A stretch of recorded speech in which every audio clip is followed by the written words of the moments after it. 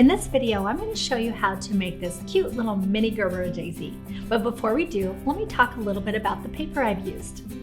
After years of designing and making paper flowers, I have found that my all-time favorite paper is this lightweight frosted paper. So I am so excited that we are introducing 6 new packs just for you. Each pack is 12 by 12 and there are 4 colors and 5 sheets each. We've arranged them in the conifer pack, succulent pack, the stone fruit, the berries, the citrus, and the melons. So let's get started making this flower.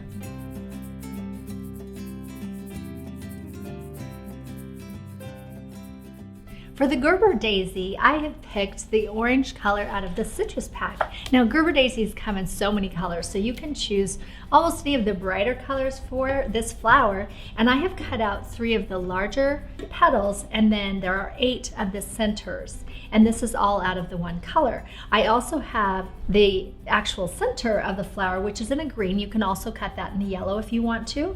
And then the back and 2 leaves. And this is all I need to cut. I've cut it out on my cutting machine. If you want to cut it out by hand, you can do that too. The first thing I'll do is shape my petals. So I'm going to use my curling tool, and I'll use the edge here that's sharp.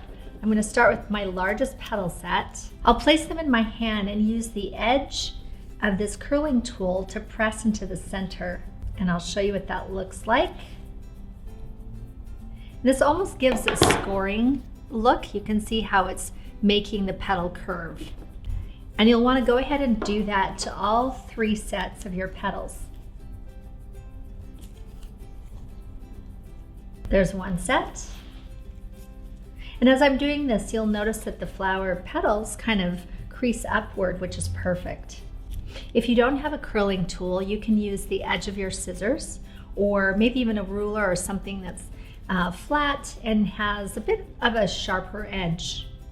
So all 3 sets are done. Now for the inside petals, this is actually the inside of the Gerbera daisy. I'm not using that method. I'm actually using the edge of my curling tool and just very gently rolling that along that edge to give it a curl. You don't want to tug it so much. You don't want to tear these off. So the method I find works really well is just to roll my thumb along with the paper, and this gives it such a beautiful curl. I have these laid out in sizes, so they are larger to smaller, and this will help me when I'm ready to assemble. Now, if something happens and you do tear off one of your little tiny petals, you can just glue that right back on, and it's not going to show because we will be stacking all of these.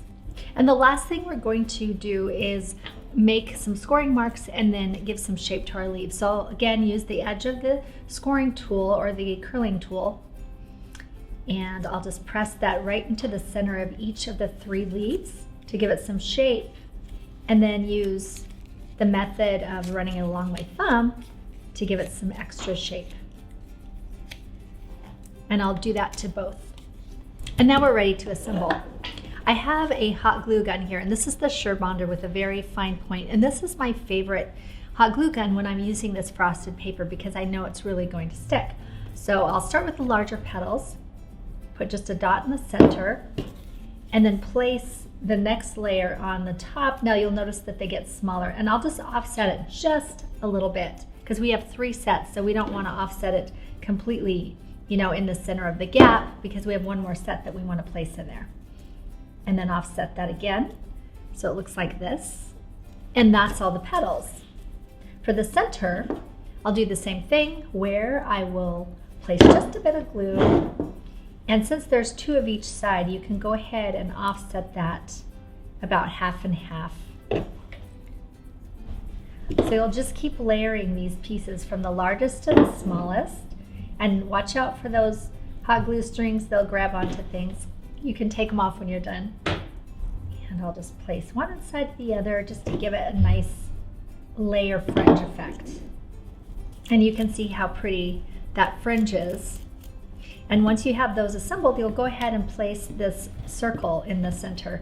Now, Gerbera daisies, they have different color circles. Sometimes they're green, sometimes they're yellow, sometimes they're black. So it's just really up to you on what color you want each of your flowers to have. I'll place that in the center, and then I'll just use my fingers to fluff it up a bit. Place some glue on the back and put that on the center of my petals. Now, if you're using this for a card or a piece of artwork and you want it flat, you're pretty much done. You can add the leaves however you'd like. But if you want to put it on a stem, here is a piece that will go on the back behind the flower that will hold the stem. So I will add just a bit of glue on one of those points right on the edge and then create this cone. I have an 18 gauge wire, which is pretty stiff. It's not going to bend too easily. And it is covered with paper.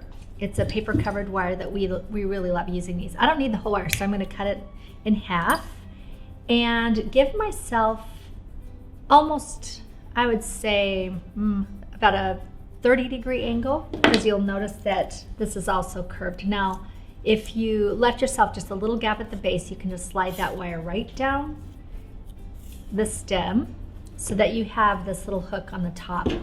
Put quite a bit of hot glue right into that cavern, into that area, and then we're going to place it on the back of the Gerber daisy. And I'll just hold that here until it cools. The hot glue takes a bit longer, so you'll really want to make sure that's secure.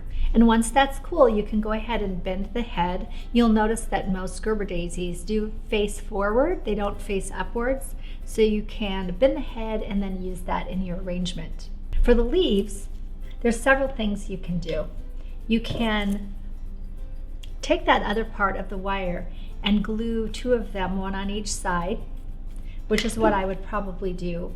Most Gerber daisies don't actually have leaves on their stems, so this is a better method. However, if you are putting it into a bouquet and want to make sure that the leaves are right there with your flower, you can go ahead and glue it right under the head as well. So I've glued that one on each side. That will secure it really well.